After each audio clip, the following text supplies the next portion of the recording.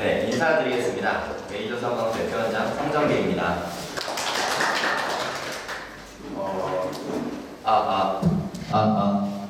잘 들리시죠? 들어오세요.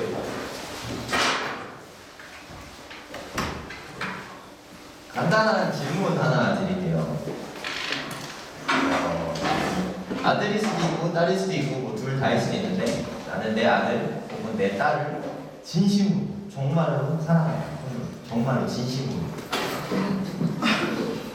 네, 애들이 이거 봐야 되는데. 네, 손 드세요. 사랑하지 않는군요. 네, 충격적이죠. 그러면 질문을 바꿔서 내 아들 혹은 내 딸은 나를 진심으로 사랑하고 존경한다고 믿는다. 손 들어보세요. 뭐 드세요. 뭐 이거 검사하면 아무것도 없거든요, 제가. 들어보세요. 네, 정말 충격적이지 않나요? 한 분도 안 주셨어요. 한 분도. 왜 그런지는 차차 설명회가 지나가면서 알게 되실 거예요. 이 설명회가 다 끝나면 우리 아들, 딸이 나를 진심으로 사랑하고 존경하게 될 수 있는 사람이 되기를 바랍니다. 네, 그 마음으로 제가 이 PT를 준비했습니다. 제가 어렸을 때 상당히 가난하게 살았어요. 제가 저희 집 세탁소를 했었거든요. 12평 정도 됐는데 다 공간이. 여기 문이 있고요. 세탁소 문이죠. 세탁소 문을 들어가서 여기 부엌이 있고 여기 단칸방에서 무려 9식구가 같이 살았어요. 9식구. 할아버지, 할머니, 아빠, 엄마, 아빠의 동생이 또 2명 있었거든요. 큰 삼촌, 작은 삼촌, 그리고 형, 누나, 저 9식구가 단칸방에서 같이 살았어요. 이렇게 무려 한 9년을 이렇게 살았어요. 되게 정말 가난한 어린 시절이었겠죠. 아버지가 또 세탁소는 하셨는데 경영을 되게 못하셨어요. 지금 저는 되게 사업가가 돼서 보니까 경영형 경자도 모르고 되게 좀 기술은 좋으셨는데 사업을 되게 못하셨던 것 같아요.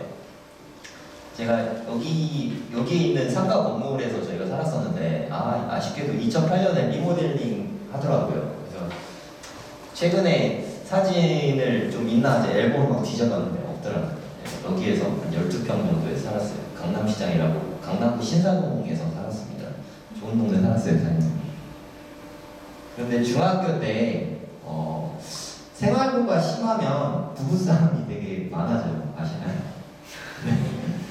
그러니까 워낙에 경제적 능력이 부족하시다 보니까 월세도 잘 못 냈거든요. 세탁소 하시면서 맨날 집주인 할머니 찾아와서 윽박지르고 어렸을 때 기억이 그런 게 되게 많이 나는데, 그러니까 워낙 두 분이 많이 싸우시고 그러면 엄마도 아빠를 이렇게 존경하기 되게 힘들잖아요.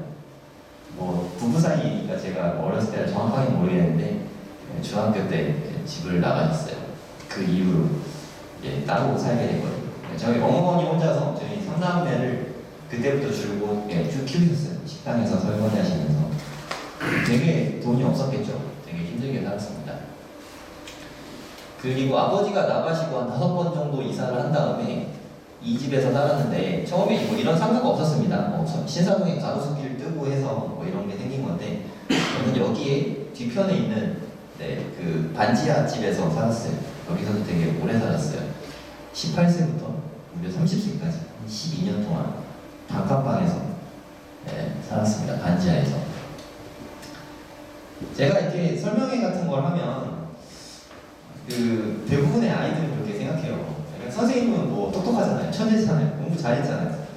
제가 항상 이 얘기를 하는데 중학교 2학년 2학기 때 제 수학 점수가 64점이었어요. 넌 지금 내 점수보다 낫지 않냐? 라고 항상 얘기하거든요. 이러면 애들이 되게 좋아하더라고요. 64점 가져가고 되게 기뻐하고. 저는 공부 되게 잘하고 싶었거든요. 집이 되게 어렵다 보니까, 경제적으로 어렵다 보니까 내가 그러면 좀 나아질 수 있는 방법이 뭐가 있을까 생각해 봤을 때 저는 공부하는 게 되게 중요하다는 생각이 들었어요. 그래, 공부 잘해서 한번 인생 역전 한번 잃어봐야겠다 이런 생각이 사실 되게 많이 들었었어요. 그리고 이제 엄마를 조르고 졸라서 저 그 힘든 형편에 엄마 나 수학학원 좀 보내달라. 지금부터 한 25년 전이거든요. 중학교 3학년 때가 25년 전인데 그때 수강료가 아직도 기억이 나요. 수학학원 한 달 다닌 수강료가 25만 원이었거든요. 지금하고 별 차이가 없죠. 25년 전에 주 2회였거든요. 25만 원. 지금하고 별 차이가 없었어요. 25년 전인데 그렇게 피땀 흘려서 엄마가 식당에서 설거지해서 번 돈으로 학원을 갔죠. 한 달을 들었어요. 선생님이 막 정석을 막 이렇게 막 풀어주시더라고요. 그때 한 달을 정말 누구보다 열심히 공부하고 든 생각이 학원 안 다녀도 되겠구나 그 생각이 들었어요. 뭐 선생님이 풀어주는 거 그냥 내가 풀면 되겠구나. 저는 뭐 특별한 엄청난 비법이 있을 줄 알았는데 다행히 없었어요. 있었으면 큰일 날 뻔했어요. 돈이 없었으니까. 다행히 특별한 비법이 없다는 걸 알고 이제 공부만 열심히 하면 되겠다라는 생각으로 제가 압구정동에서 학교를 다 다녔어요. 중학교, 고등학교, 신사중학교, 현대고등학교 다녔는데 단지 내 그 커뮤니티 시설이 있었거든요. 지하에 독서실이 그때 월에 3만 원이었어요. 학원비의 한 8분의 1 수준이죠. 이때 그 이성 와서 당연히 우리는 살지 않았는데 친구들이 있으니까 나 니네 집에 사는 걸로 하자 라고 해서 야매로 등록을 해서 다녔습니다. 근데 독서실을 다녀보면 알겠지만 되게 졸리거든요. 나는 지금 공부 열심히 하고 인생 역전을 해야 되는 사람인데 너무 졸린 거예요. 졸리지 않으면 배가 고파요. 밥을 먹으면 또 졸리고 이게 되게 무한 반복이더라고요. 배고프거나 밥 먹고 나면 졸리거나 둘 중에 하나인 거예요. 공부할 시간이 너무 없더라고요. 먹으면 졸리고 먹으면 졸리고. 공감하시죠? 공부가 되게 어렵잖아요. 공부가 이게 되게 어렵거든요. 그러던 와중에 저는 이 친구한테 되게 고마운데 그 당시에 우리 학교 전교 1등이 이 독서실에 다녔어요. 제 영역자였어요. 되게 충격을 받았어요. 그 학교가 끝나고 와서 앉자마자 공부를 시작하더니 이게 걔도 사람이니까 졸릴 거 아니에요? 엎드려서 자더라고. 그럼 그렇지. 근데 정말 놀랍게 5분도 안 지났는데 갑자기 뻘떡 일어나더니 화장실 가서 세수하고 와서 다시 공부하는 거예요. 저는 그때 인상이 너무 깊게 남았어요. 그 친구는 이게 시험 기간이 되면 정민아 나 이거 한번 좀 봐줘. 그냥 역사책을 주고서 자기가 막 다 외워요. 여기 무슨 그림 있지? 막 그냥 책을 달달달 외워요. 그 걔가 보케블러리 33,000 그 중학교 3학년 때인데 그럼 갖고 다니면서 공부를 하더라고. 쟤는 무슨 공부를 저렇게 미친 듯이 하지? 이런 생각이 들더라고요. 그리고 나는 제가 전교 1등으로 똑똑하게 천재처럼 태어나서 공부를 잘하는 줄 알았어요. 그때 보고 느꼈어요. 저렇게 미친 듯이 공부해야 전교 1등이 되는 거구나. 내가 중학교 공부해본 적이 단 한 번이라도 있었나? 이런 생각이 들더라고요. 그리고 그때 이런 생각이 들었음에도 공부를 하기가 또 마찬가지로 졸리고 막 하더라고요. 어느 순간 아빠도 집 나가시고 되게 가난하게 살다가 보니까 나는 그냥 이 모양 이 꼴로 평생을 이렇게 살아야 될 수도 있겠다. 그렇게 좀 한탄이 되더라고요. 제가 16살 때인데 되게 눈물이 많은 편이 아니거든요. 평생 울 걸 그때 거의 다 운 것 같아요. 갑자기 서러움이 막 복받치더라고요. 나 이렇게 가난하게 태어나서 정말 이렇게 힘들게 살고 이게 내가 그때 공부를 이렇게 열심히 못한다는 사실이 더 이상 희망의 빛이 보이지 않더라고요. 난 공부를 통해서 인생 역전을 하고 싶었는데 난 그때 눈물이 정말 계속 나더라고요. 처음엔 눈물이 나더니 나중에는 통곡이 되더라고요. 그냥 이렇게 살 바에 그냥 좋은 데 못 가면 그냥 죽어야겠다. 나 이렇게 죽을 때까지 비참하게 살고 싶지 않다. 이런 생각이 들었어요. 근데 정말 온 다음에 그 다음부터 제 삶이 많이 달라졌어요. 터닝 포인트가 됐고 그때 통곡했던 그날 그때부터는 앉아서 공부하지 않았어요. 서서 공부했어요. 이런 입식 책상들 있죠. 독서실에서 그냥 서서 공부했어요. 내가 5시부터 12시까지 7시간 공부한다. 그럼 그냥 7시간 동안 서서 공부했어요. 졸리지 않더라고요.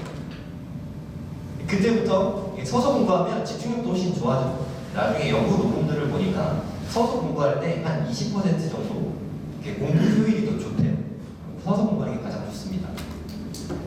이렇게 막 공부를 하다 보니까 이제 어떻게 공부해야 되는지 감이 좀 잡히려면 말랑한데 아직 확실하게 모르겠더라고요.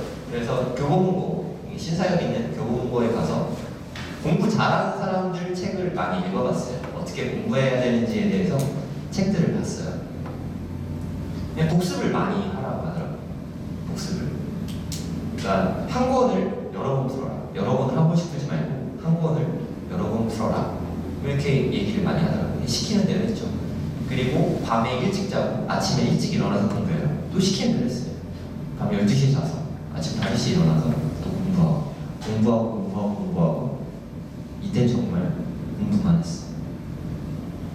정말 열심히 공부했어요.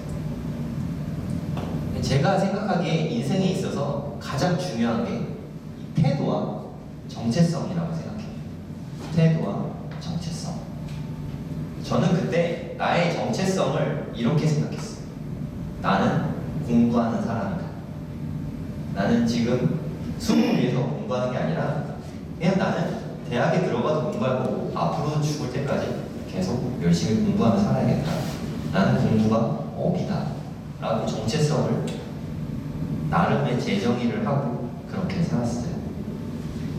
태도에 있어서 가장 중요한 게 적극적이고 능동적이고 긍정적으로 생각하는 게 가장 중요하다고 생각합니다. 이렇게 공부하면 되겠구나 라는 생각이 들었어요. 그때부터 긍정적인 생각이 드니까 그게 원동력이 됐던 거예요. 그 이후로 더 열심히 공부할 수 있게 됐어요. 정체성이라는 게 되게 중요한데 정체성. 아까 우리 아이들은 나를 진심으로 사랑하거나 존경하지 않는다. 존경한다라고 손 드신 분이 한 분도 안 계셨어요. 어머님들의 정체성은 현재 아이의 엄마도 하나의 정체성을 형성하고 있잖아요. 근데 애들이 나를 존경하고 사랑하지 않으면 그 정체성이 너무 많이 흔들리는 거 아닌가요? 그쵸? 이게 되게 슬픈 일인데 나의 정체성을 좀 생각해 볼 필요가 있어요. 가급적이면 글로 써보면 더 좋습니다. 나의 정체성에 대해서. 누군가 당신의 정체는 무엇입니까? 라고 누가 저한테 묻는다면 물론 한마디로 정의할 수는 없겠죠. 하지만 나는 공부를 좋아하는 사람이고 공부를 좋아한다고 말하면 사람들이 되게 경이적으로 바라보거든요. 네, 그래서 그 반응이 더 즐거워서 더 많이 말합니다. 전 어디 가도 얘기해요. 공부를 정말 좋아합니다. 사실 그렇게 좋아하지 않는데 그냥 좋아한다고 말해요. 남들보다 좋아하는 것 같아요. 남들은 막 죽으려고 그러거든요. 대학 때 전공 뭐였어요? 수학과요. 그럼 막 우와! 막 우액! 아니 우액이라니 수학 전공한 게 정치랑 무슨 상관이 우액이야. 그만큼 수학을 싫어했다는 거죠. 얘 되게 좋아하는데 그 사람, 모든 학생들이 다 수학을 싫어하기 때문에 제가 잘 먹고 잘 살고 있는 거 아니겠습니까? 어머님들도 공부하는 거 지금도 별로 이렇게 좋아하시지 않잖아요. 그래서 나 공부 좋아해 하면 공부를 좋아한다고? 하면서 더 놀랍게 바라보고 더 좋게 봐주는 모습이 있거든요. 이런 게 정체성을 확립하는 거예요. 그리고 나는 약속을 잘 지키는 사람이다. 나는 운동을 좋아하는 사람이다. 이렇게 정체성을 확립을 해두면 운동하는 것도 그렇게 힘들지 않고 약속을 잘 지키는 것도 그렇게 힘들지 않아져요. 나는 원래 그런 사람이라고 내가 이렇게 정체성을 정의 내렸으니까 그걸로 충분한 거죠.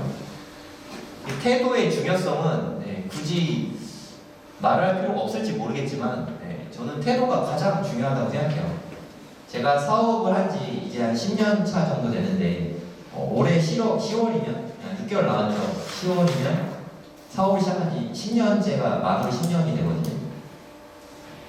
그런 상황에서 지금 현재가 가장 힘든 상황이에요. 코로나, 아니 뭐 수업을 하지 말라니까 뭐 이렇게 제가 사람들 만나고 이렇게 활동들 많이 하는데 이렇게 성인 교육 많이 하거든요. 근데 성인 교육을 하기도 좀 되게 애매한 상황이죠. 요즘에 유튜브를 좀 찍고 있는데 그런 상황에서도 불구하고 이 태도는 되게 중요해요. 코로나19가 도대체 왜 터진 거야? 아우 짜증나 하고 그냥 가만히 냅두면 그 사람 발전이 없겠죠. 하지만 내가 뭘 할 수 있지? 내가 할 수 있는 건 무엇인지? 지금 뭘 해야 되지? 앞으로 뭘 준비해야 되지? 이런 거를 계속 생각해보는 태도를 갖고 있으면 그 사람은 시간이 지나면 성공할 수밖에 없겠죠. 능동적인 생각이 되게 중요하다고 생각합니다. 나는 공부하며 살고 있다. 손들어보세요. 나는 이제 뭐가 됐든 공부하고 있다. 뒤에 계신 분들도 한번 손들어보세요. 뭐가 됐든 나 공부하고 있다.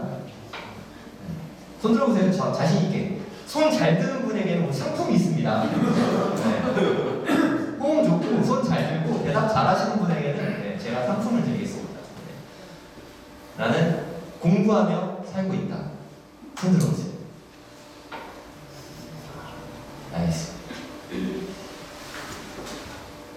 공부하며 살기 되게 힘들거든요. 여기서 우리가 한번 반성을 해봤으면 좋겠어요. 우리 애들한테 공부하라는 얘기 되게 많이 하죠. 늘 하죠. 볼 때마다 하죠. 근데 왜 난 안 해요? 공부가 어렵고 힘들기 때문에 안 하는 거 아니에요? 근데 애들은 왜 이렇게 쉽게 시키세요? 밥 먹고 들어가서 공부해. 너무 당연하죠. 난 드라마를 볼지언정 애들은 공부를 전투적으로. 좀 약간의 일말의 죄책감 들지 않으세요? 이렇게 생각할 수도 있어요. 난 이제 더 이상 학생이 아니니까 나는 공부 안 해도 되겠지. 나는 어렸을 때 이미 다 지나갔으니까. 이렇게 생각하고 계시지 않나요? 매우 위험하죠. 정말 너무 위험하다고 생각해요. 우리가 기대 수명이 우리가 죽을 때쯤이면 기대 수명이 120세, 120세. 지금 많아봐야 60 넘은 분들 안 계시잖아요. 뭐 한 50살이라고 잡고 70년 더 살아야 돼요. 우리 살아온 것보다 70년을 더 살아야 되는데 70년 동안 공부 안 하고 그냥 이 모양 그대로 살겠다는 뜻이잖아요. 그래야 될까요? 너무 무섭지 않나요? 네, 점점 더 무섭게 해드릴게요. 제가 만으로 30살에 창업을 했어요. 31살에. 네, 제가 80년생이거든요. 이때 창업 뭐 나름 일찍 한 편이죠. 네, 그래서 뭐 되게 잘 됐어요. 생각보다 차리자마자 잘 됐고, 네, 지금이 가장 위기인데도 지금도 나쁘지 않다고 생각합니다. 네, 이렇게 나름의 성공들을 했어요. 하지만 제가 부동산 폭락론자였거든요. 부동산 폭락. 돈 벌어서 부동산 사야 된다고 그걸 왜 사냐? 그냥 폭락론자들의 논리가 있잖아요. 그거를 정확하게 잘 따르고 있었어요. 제가 이렇게 요 바로 뒤에 있는 동이죠. 돌고래 상가에 있는 파크타운 141동에 살았거든요. 네, 월세 살았어요. 돈이 없어서 월세 살았는데 몇 84제곱미터 604호 살았어요. 이때 2014년이었거든요.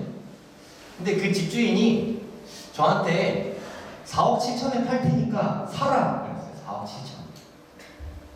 4억 7천인데 사라. 아니 뭔 소리야. 폭락론자한테 부동산을 사라니.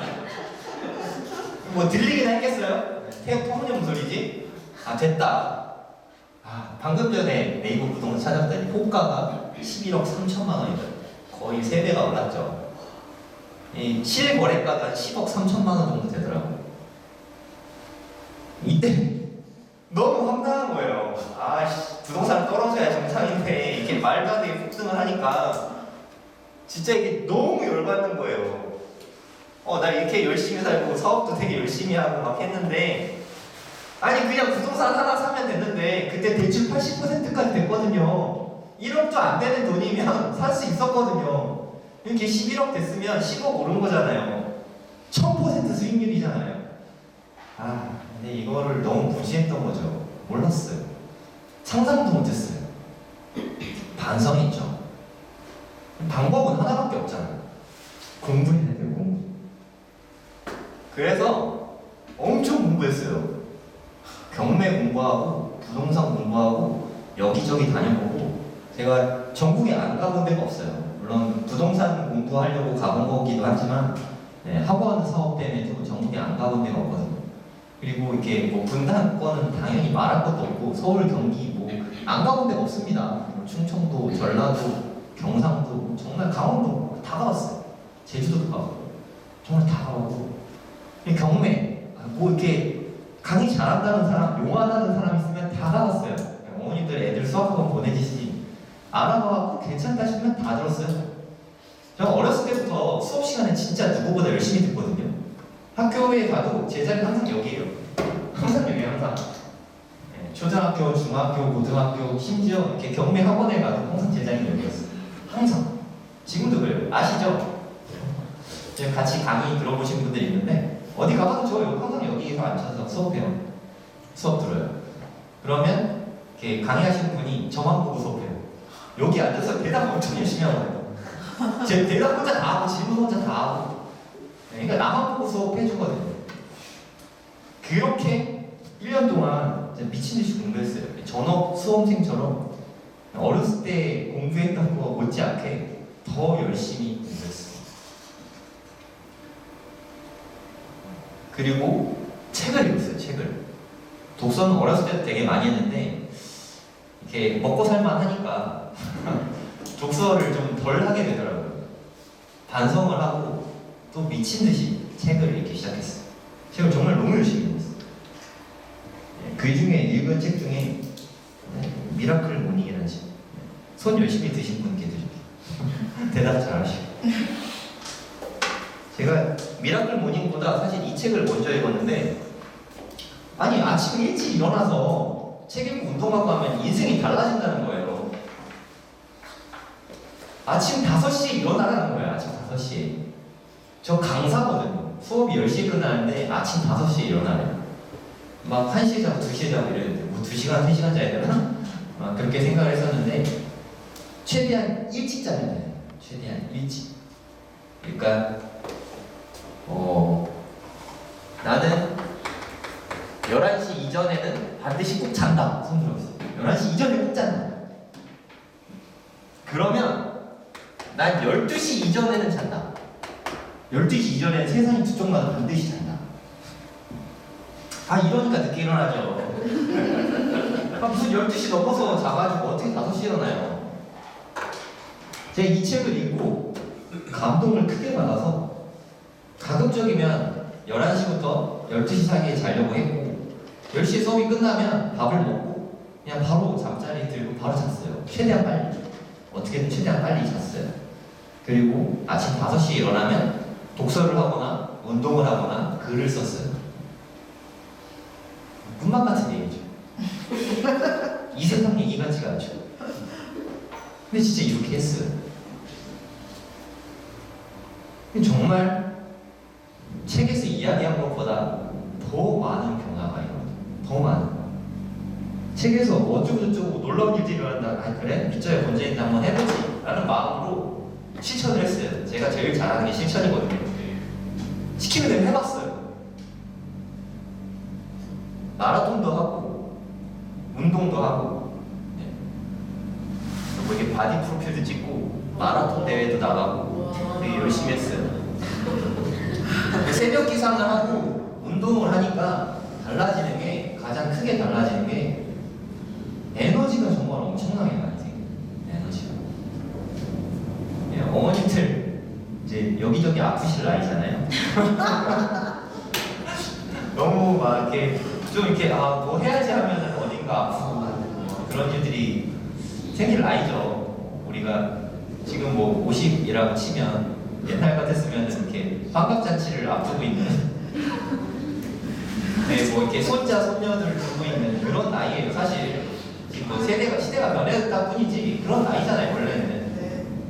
근데 운동도 안 하고 그냥 먹는 것만 잘 먹고 그렇게 살고 있잖아요. 그러니까 당연히 아플 수밖에 없죠. 뭘 해도 힘들 수밖에 없고 그냥 마음이 잘 안 먹어지잖아요. 아, 저거 좀 힘들 것 같은데. 그게 되게 많이 달라졌어. 에너지. 제가 강의를 되게 일찍 시작했어요. 남들보다 한 25 정도부터 학원에서 전업 강사를 했거든요.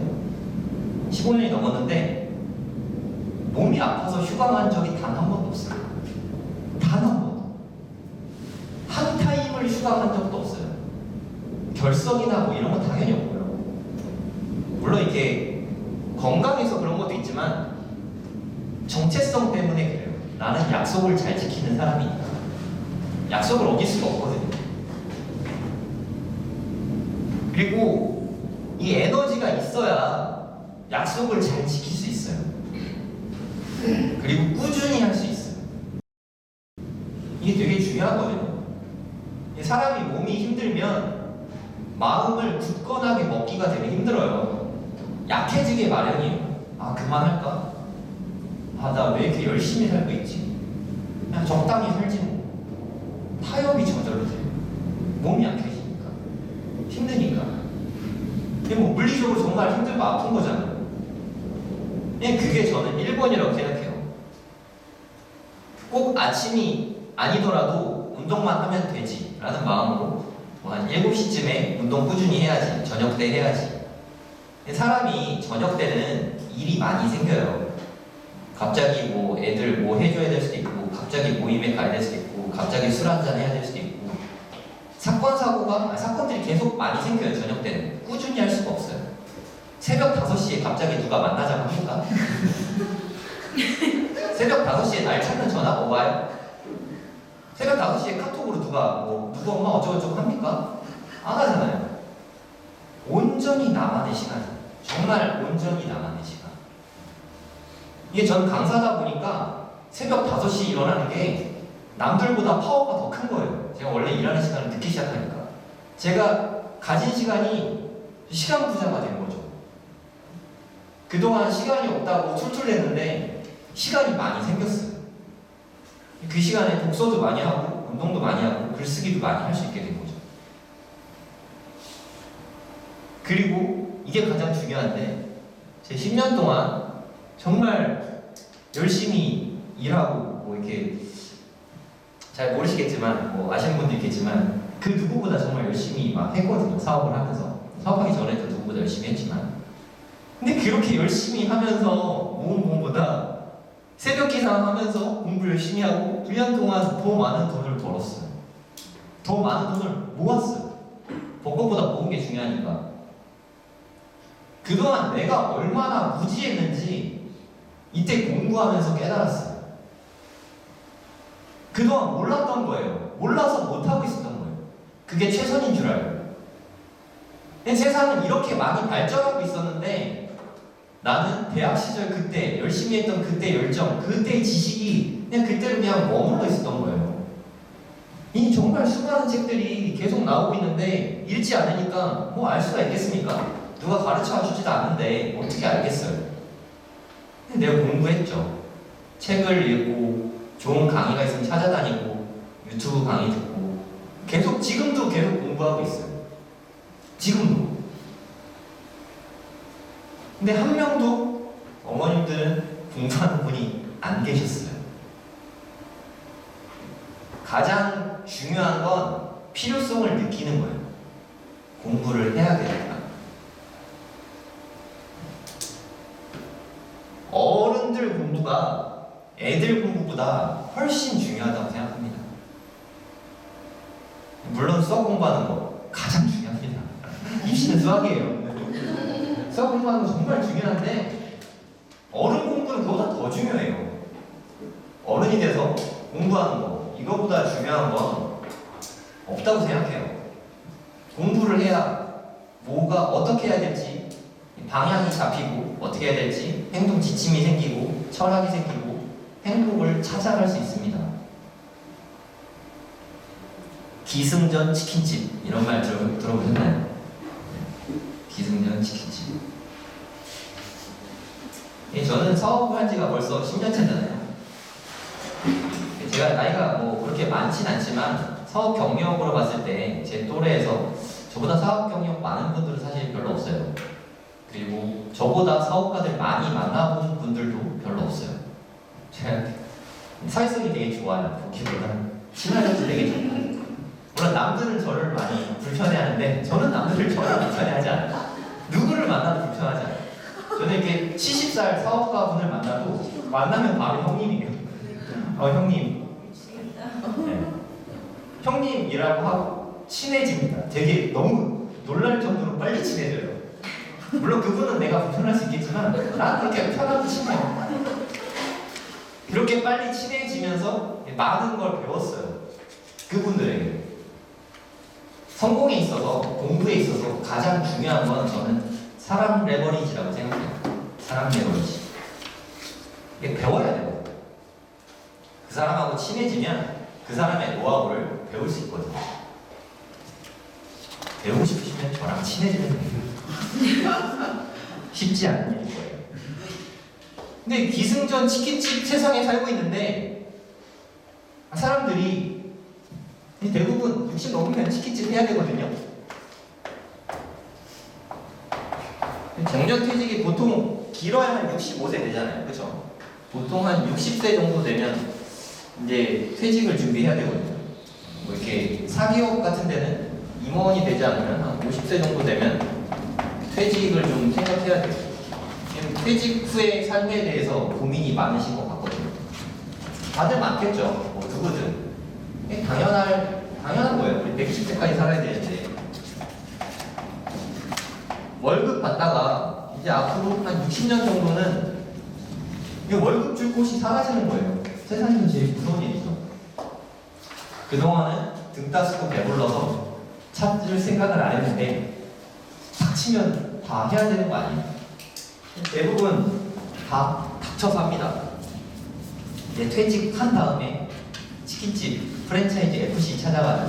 BBQ나 BHC나 교촌이나 어느 닭이 제일 맛있나 여기저기 시켜 먹어보고 어디가 잘 된대 그러면 거기 가보고 그때 닥쳐서 이렇게 하는 거예요. 근데 치킨집을 정말로 하겠다 생각하면 그게 순서가 아니에요. 잘 되는 치킨집 가서 단 6개월이라도 일을 해봐야죠. 치킨집 잘 되는 이유가 있거든요. 맛있어서. 다 맛있지 않나요? 맛없는 치킨집이 어디서 다 맛있던데 난. 그럼 맛없는 것도 한 3-4번 먹으면 맛있어져요. 사람 입맛이라는 게. 다 맛있어집니다. 치킨집 했을 때 월 기대 수입이 한 500만 원 정도 되는 것 같아요. 좀 잘 되는 데가. 좀 잘 안 되는 데는 뭐 이것도 안 되겠죠. 단양에 제 아주 친한 동생이 있는데 저랑 한 살 차이 나거든요. 그 친구가 단양의 특산품 중에 마늘이 있거든요. 단양에 마늘 치킨을 개발했어요. 네, 장사가 되게 안 됐어요. 장사가 안 되다. 그래도 꾸준히 계속 하니까 어느 순간 매출이 늘다 갑자기 팍 터진 거예요. 그래서 월에 한 3천 정도 벌게 됐어요. 월에 3천만 원. 3천 정도 벌면 괜찮지 않나요? 이게 FC 찾아가서 치킨집을 하면 제일 잘 됐을 때 500만 원 정도라니까요. 이것도 제가 친한 치킨집 사장들을 많이 알아서 저 정도 벌어요. 그 친구가 BBQ 했는데 되게 잘 됐어요. 1매출 한 150만 원 정도 찍고 되게 잘 되는 거예요. 150만 원이 하루에 한 100마리씩 팔아야 되는데 치킨 얼마나 튀겠어요. 정말 진하게 튀겨야 되는 거거든요. 근데 그랬을 때 기대 수익이 한 500만 원 정도예요. 공부를 해서 창업을 하면 이게 3천만 원 정도 벌 수 있잖아요. 공부 안 하고 프랜차이즈 찾아가고 시키는 대로 하면 잘 됐을 때 500만 원 벌고 그것도 잘 됐을 때예요. 대부분은 200-300 벌다가 이거 힘들어서 못 해먹겠네요. 그만둡니다. 치킨집 얼마나 많이 망해 나가는지 다들 아시잖아요. 계속 치킨집 계속 바뀌잖아요. 없어지고. 근데 이제 이게 남 얘기가 아니잖아요. 세상에 치킨집만 있는 건 아니에요. 다들 치킨집에 몸에 있지만 치킨집만 할 필요도 없고 사업할 거리는 되게 많아요. 우리가 공부를 안 해서 모를 뿐이지 세상에는 많고 많은 사업들이 있습니다. 120살까지 먹고 살려면 어찌 됐던 간에 사업 아이템을 개발을 해야 돼요. 사업 컨텐츠를 개발을 해야 되는 거죠. 이 사업 컨텐츠라는 게 남들이 주는 건 먹을 게 별로 없어요. 남들이 주는 것들을 적당히 잘 융합해서 내 걸로 만들어야 그게 수익이 창출되는 거거든요. 근데 결국에 공부해야 된다는 소리예요. 공부하면 왠지 되게 어렵고 힘든 거잖아요. 사실 애들이 대학 가는 것보다 어머님들이 공부해야 되는 게 훨씬 더 절박해요. 죽고 사는 문제잖아요.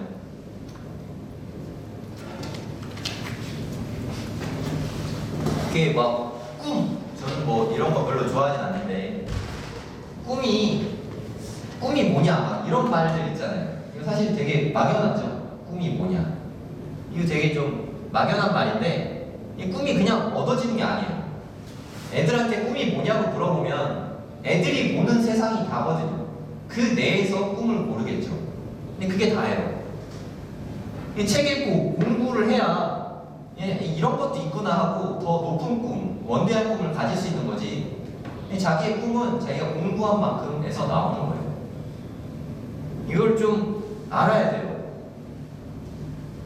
이때 되게 많이 얘기들 들어보셨을 텐데 98년, 97년 이때 우리 IMF 왔었죠. 이때 그 부동산 가격 폭락했었잖아요. 되게 많이 떨어졌었거든요.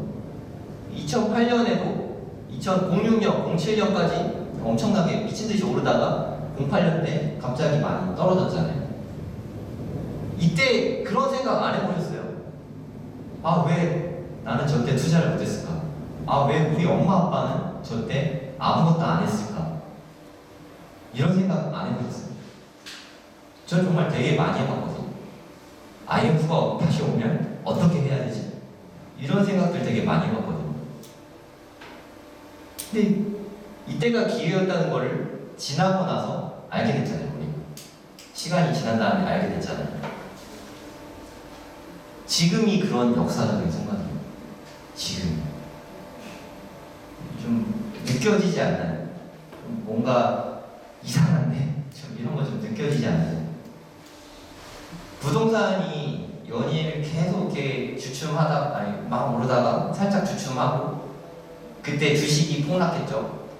IMF도 그렇고 금융위기 때도 그렇고 지금이랑 너무 비슷해요.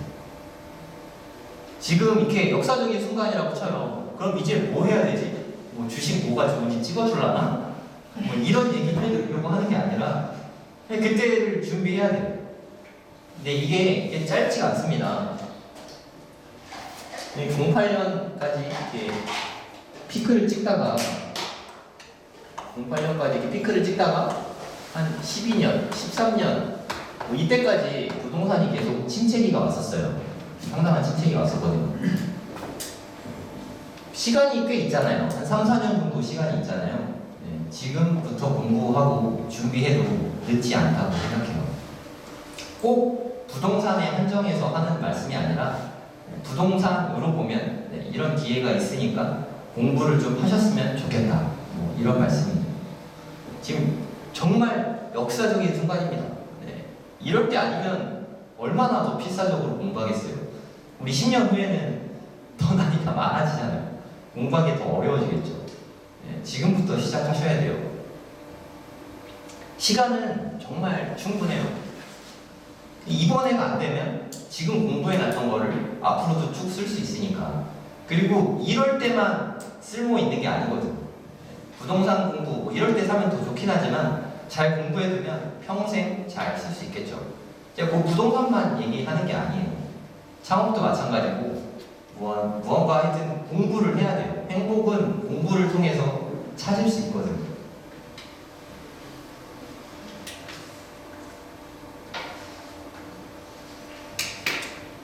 아까도 말씀드렸지만 관계가 사실 되게 중요하거든요.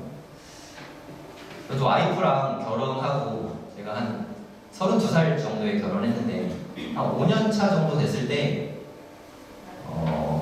한 5년 차부터 한 8년 차? 그 3년 정도에 너무 이렇게 서로 트러블이 많았어요. 되게 부부싸움도 많이 하고 정말 이혼을 해야 되나? 이런 생각도 사실 되게 많이 했거든요. 삶이 너무 힘들더라고요. 와이프랑 관계가 안 좋으니까 너무 힘들었어요.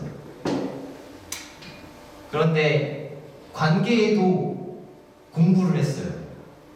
책도 많이 읽고 어떻게 해야 될까 좀 많이 생각도 많이 해보고 그리고 많은 거를 좀 내려놨어요.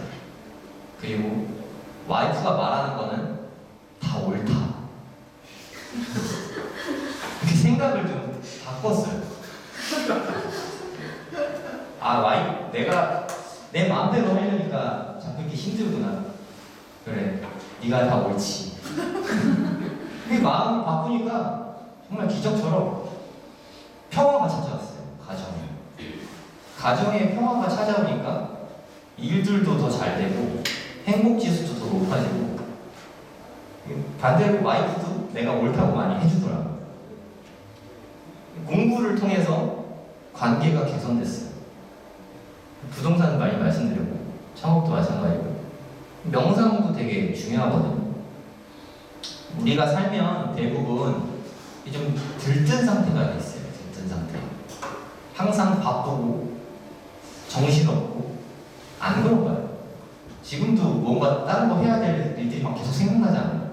막 이거 해야 되는데 미뤄두고 왔는데 막 계속 정신이 없고 뭐가 바쁘고 그렇지 않으세요? 일단 안정을 해야 돼요. 마음의 안정을 찾아야 돼요. 마음의 여유도 있어야 되고 그래야 차분하게 무엇을 하더라도 좀 차분하게 생각하면서 할 수 있어요. 애들도 마찬가지입니다. 공부를 할 때 들뜬 상태에서 공부하면 실수가 되게 많아져요. 계산 실수 되게 많아지고 차분한 상태에서 공부를 해야 실수가 적어져요. 공부라는 게 사실 알고 모르냐 싸움이 아니라 누가 더 실수를 안 하느냐가 중요하거든요. 우리 시험에 있으니까. 그러니까 평정심을 유지하는 게 삶의 행복을 되게 많이 좌우해요. 이 두 가지인 것 같아요. 관계와 마음의 평정심을 갖고 있는 거. 그리고 이게 돈 공부는 되게 중요하거든요. 돈은 꾸준히 공부해야 돼요. 죽을 때까지. 저는 돈을 너무너무 사랑하거든요. 돈을 사랑해서 지갑에도 항상 돈을 많이 넣고 다녀요. 돈 한 100만 원씩 넣고 다녀요. 어느 책에서 그러더라고요. 돈을 많이 넣고 다녀야 돈이 편안해지고 더 많은 돈이 들어온다. 시키는 대로 다 합니다. 그래? 시키는 대로 다 해봐요. 저는 일단 해보고 아니면 말면 되잖아요. 시키는 대로 일단 해보고 좋으면 나한테 드리잖아요. 손해가 어딨어. 지갑에 뭐 100만 원 넣고 다니고 지갑만 안 잃어버리면 되는 거 아니에요? 지갑만 혹시 잃어버린다 하더라도 저는 안 잃어버리거든요. 100만 원 넣으면 그리고 안 잃어버리게 돼요. 사람이.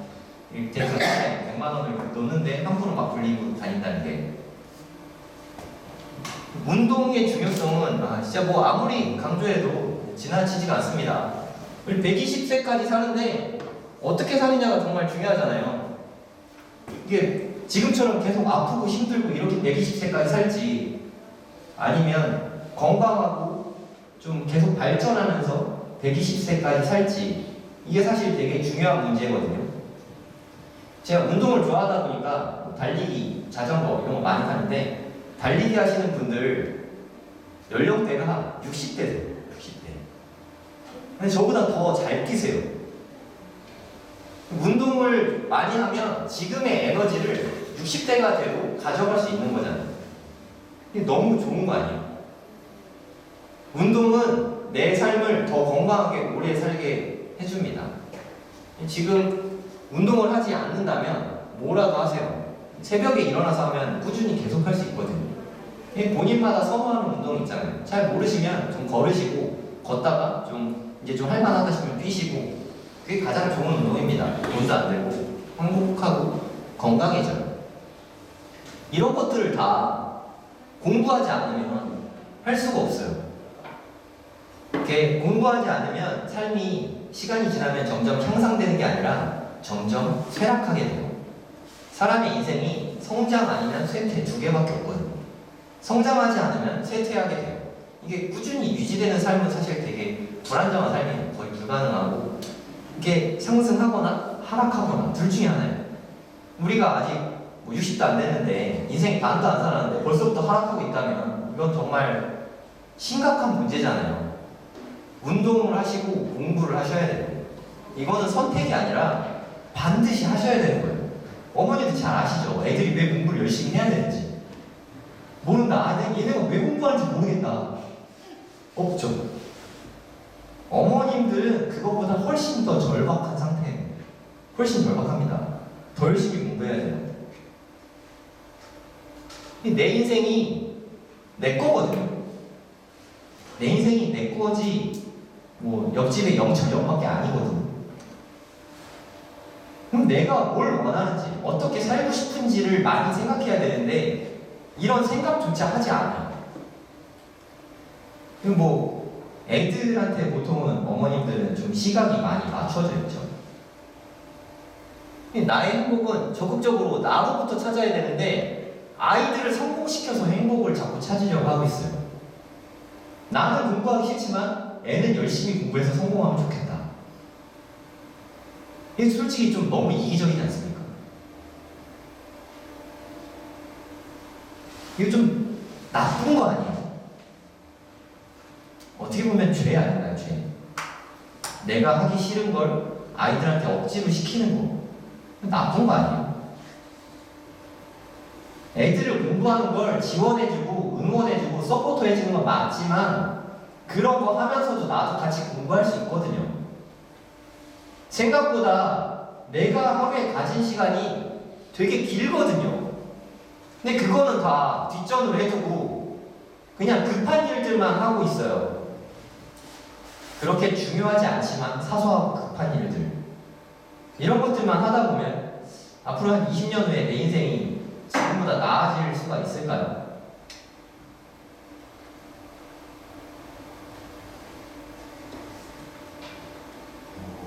그러니까 성공은 공부를 통해서 얻어지는 거예요. 그리고 지금 우리가 너무 안일하게 생각하고 있지만 치킨집 시대가 되게 빨리 올 거예요. 월급 받지 못하는 그 후의 삶에 대해서 고민을 좀 더 많이 해보면 좋겠어요. 그리고 어머님들이 아까 애들이 나를 존경하고 사랑한다는 확신이 없잖아요. 그 확신이 없는 가장 큰 이유는 내가 나를 존경하고 사랑하지 않아서 그래요. 왜 내가 나를 존경하고 사랑하지 않느냐면 내가 공부하고 있지 않아서 그래요. 내가 아침 새벽 5시에 일어나서 열심히 공부하고 열심히 운동하고 계속 어떻게 살지 끊임없이 연구하고 고민하는데 나를 사랑하지 않기가 더 힘들지 않겠습니까?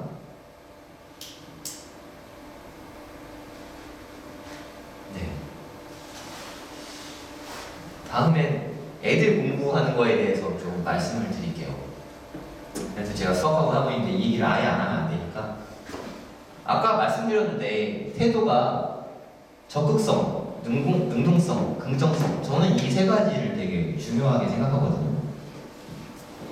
그러니까 긍정성이 특히 공부 성적이 좀 잘 안 나오는 학생 같은 경우는 이 긍정성이 되게 많이 부족해요. 그냥 아까 제가 어렸을 때 전교 1등은 정해져 있다고 생각했던 거랑 마찬가지로 그냥 공부 잘하는 학생이 따로 있다고 생각해요. 정말 전혀 아니거든요. 그냥 누구나 복습 많이 하고 알 때까지 하면 누구나 되는 건데 그에 대한 믿음이 없어요. 그거를 믿으면 되는 건데. 근데 저희가 애들을 공부시킬 때 복습을 되게 많이 시키거든요. 내가 서점에 가서 읽었던 수많은 공부법 책들에서 다 그렇게 얘기하고 있거든요. 한 권의 책을 10번 봐야지 10권의 책을 한 번만 보면 안 되거든요. 한 권의 책을 10번 봐서 다 알게 됐을 때 나머지 추가로 하면 되게 쉽게 할 수 있거든요. A급 수학을 풀어야 된다 그래서 처음부터 A급 수학을 10번 푸는 건 너무 힘듭니다. 중요하지도 않고요. 그냥 기본서를 10번 봐서 완벽하게 됐을 때 그 다음에 보면 돼요. 사실 우리 현재 교육과정이 거기까지 요구하지도 않고요. 제일 중요한 게 나에게 맞는 수업이 되게 중요해요. 이게 복습이랑도 되게 연계된 건데, 남들하고 진도를 맞춰서 나가면 쟤는 잘하고 나는 못하면 복습을 할 수가 없어요. 계속 진도를 나가겠죠. 반대로 나는 되게 잘하는데 쟤 못하는 쟤 때문에 맞춰서 하면 나는 진도 더 나가고 싶은데 나는 다 아는데 굳이 했던 걸 또 해야 되는 거죠. 이게 다 같이 하는 강의의 단점이에요. 누구에게 맞는 강의도 아니게 된다는 게 좀 단점이에요. 사실 나에게 꼭 맞는 수업을 해야 이게 나한테 가장 큰 도움이 되거든요. 맞춤 수업이 가장 중요하다고 생각해요. 그래야 부족한 학생 같은 경우는 복습을 알 때까지 할 수 있고, 잘하는 학생 같은 경우는 어차피 다 아니까 더 많은 걸, 더 어려운 걸 더 해볼 수 있겠죠. 이렇게 복습을 하는 데 있어서 제일 중요한 게 측정입니다. 측정. 피터 드러커라는 경제학자인데, 경영학자, 이런 말을 남겼어요. 측정할 수 없으면 관리할 수 없다. 측정을 할 수 있어야 관리가 가능하거든요. 얘가 어디를 못하고 어디를 잘하는지, 지금 얼마큼 잘하고 있고 얼마큼 부족한지를 알아야 관리를 할 수 있잖아요. 객관적으로 측정을 할 수 있는 방법이 테스트입니다. 시험을 보는 거죠. 저희는 시험을 매일매일 보고 있어요. 수업을 2시간 하면 테스트를 2시간씩 보고 있거든요. 그리고 테스트 점수가 90점을 넘지 못하면 90점이 넘을 때까지 재시험을 보고 있어요. 알 때까지 복습시키는 거죠. 테스트가 다 서술형이거든요. 서술형으로 풀이과정까지, 재시험을 보다 보면은 다 풀이과정까지 외워서 쓸 수 있겠죠. 근데 나쁜가요? 저는 좋은 공부 방법이라고 생각하거든요. 풀이과정까지 다 외워서 쓴다. 그럼 수학을 잘하는 거죠. 그러다 보면 실력이 느는 거고. 객관적으로 측정을 해서 부족하면 계속 복습을 시키면 누구나 다 잘할 수 있게 됩니다. 누구나.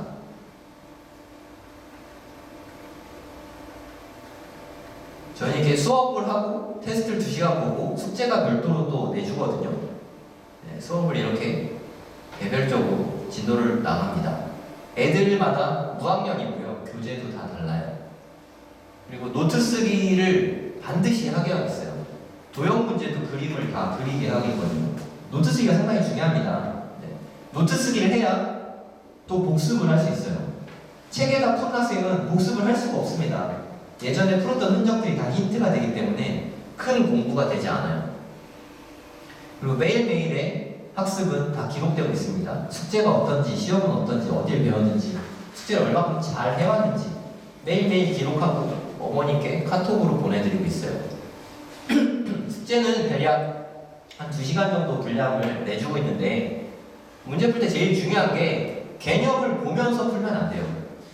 애들이 대부분 앞에 있는 개념들을 보면서 많이 풀거든요. 그거를 막고자 테스트를 많이 보는 것도 있어요. 그러지 않게 하기 위해서. 문제 풀 때는 개념을 외워서 풀게 해야 돼요. 이거 더 중요한 건데, 숙제를 하고 나면 바로 채점하고 틀린 걸 바로 풀어봐야 돼요. 그 시간이 텀이 길면 안 돼요. 어떻게 풀었는지 다 까먹잖아요. 플러스 그 문제를 풀든 숙제를 하든 테스트를 보든 오답은 즉시 이루어지는 게 가장 좋습니다. 시험 기간이 되면 실제 시험했던 문제들을 묶어서 워크북을 냅니다. 실제로 다 출제됐던 시험들 기준으로 하니까 이거를 많이 본 학생 한 20개 정도 보거든요.